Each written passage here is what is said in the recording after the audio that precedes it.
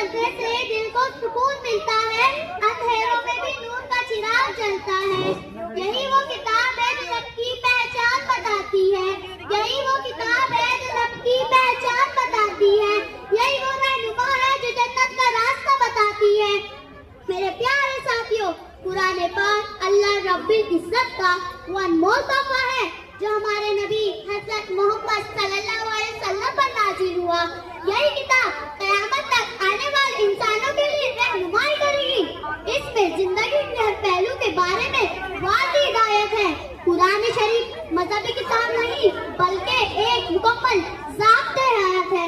इसकी तालीमात पर अमल करने से हमारी दुनिया संवरती है और आखिरत भी कामयाब होती है।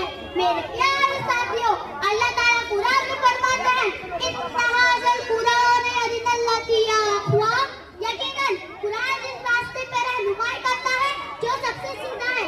मेरे प्यारे साथियों, कुरान हमें नेकी, मोहब्बत, सब्र और शुक्र की तालीम देता है। ये सिखाता है कि वालिदैन की खिदमत करो, दोस्तों के साथ अच्छा सलूक करो, किसी के साथ जुल्म न करो। कोई हमें नुकसान पहुंचाता है तो कुरान हमें माफी और सब्र का रास्ता दिखाता है। मेरे अजीज साथियों, जो इंसान कुरान को थाम ले वो कभी गुमराह नहीं होता। हमारे नबी हजरत मोहम्मद सल्लल्लाहु अलैहि वसल्लम ने कुरान में एक अजीम बात इरशाद फरमाई है, सबसे बेहतर शख्स वो है जो कुरान सीखे और दूसरों को सिखाए। मेरे प्यारे साथियों, आज के दौर में नौजवान नस्ल मोबाइल, इंटरनेट, दुनियावी चीजों में इतना मशरूफ हो गए हैं, कुरान पढ़ने और